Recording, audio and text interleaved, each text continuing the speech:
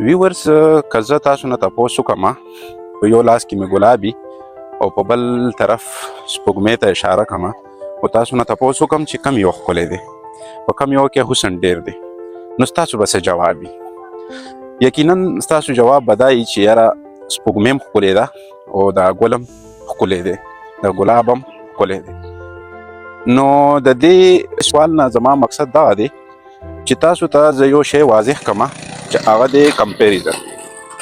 مونږ اکثر څه کوو؟ مونږ خپل ځان کمپیر کوو د بل چا سره. مونږ وایو پلان کې خو ګاډې واغستو، پلان کې خو دومره پیسې وګټلې، پلان کې باندې خو دومره ویوز راځي.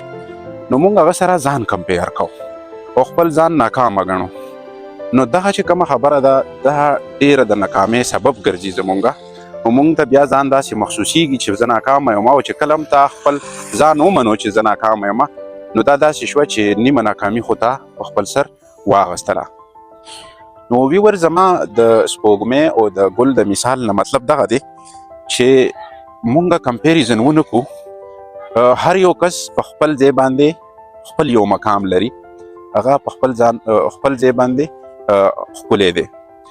نو که یو کس ډېر اعلی مرتبې ته رسېدلی دی او ته په یو مقام باندې ولاړ یې نو د دې دا مطلب هرګز هم نه دی چې ته یو ناکامه کس یې او هغه کامیابه کس دی. نه، ته په خپل مقام باندې ټیک یې، هغه په خپل مقام باندې ټیک دی. نو د ځان د چا سره کمپیر کول نه دي. که چېرته دا کمپیریزن مونږ پرېږدو نو مونږ نور ښه ګروت کولی شو.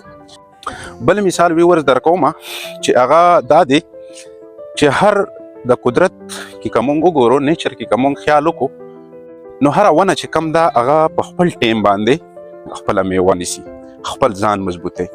مثال به والو د غنم چې کم دی په لږ ټیم کې 2-3 میاشتو کې هغه خپل ځان ځای ته ورسي او مونږ ته فصل والو، مونږ ته غله والو.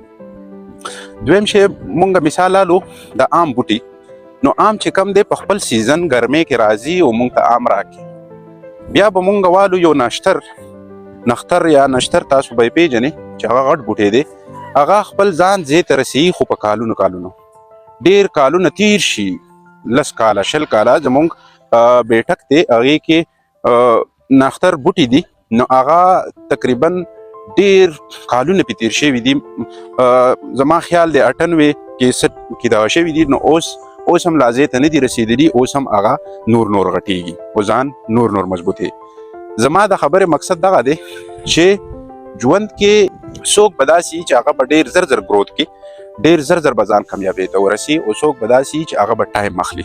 نو د هر یو شي د هر یو انسان خپل ټایم وي. دا ضروري نه ده چې یو کس دی په میاشت کې کامیاب شي، یو کس دی په کال. داسې به یو کس په میاشت اخلي په کامیابۍ کې، یو کس په کال اخلي. او د هر یو چا خپل حیثیت دی، خپل مقام وي، هغه په خپله موده باندې خپل مقام ته ځان رسوي. د ونو مثالونه ما تاسو ته درکړه. نو چې کومه غټه ونه وي نو هغه دومره مضبوطه هم وي، که هغه ټایم ډېر واخلي خو هغه په خپل ځان کې دومره مضبوطه هم وي نو هغه په اسانۍ سره غورځولی هم څوک نه شي، هغې جډې ډېرې مضبوطي. نو که چېرته هم په ژوند کې تا نه په یو کار کې ټایم ډېر لګي نو په دې باندې خفه کېږه مه، په دې باندې زړه مه وهه. هغه به ستا بهترۍ دپاره وي، هغه به ستا مضبوطوالي دپاره وي. نو ته د هغې نه موټیویټ کېږه، نور ځان ښه کوه، بلکې داسې مه وایه چې زه ناکامه یم. تھینک یو سو مچ.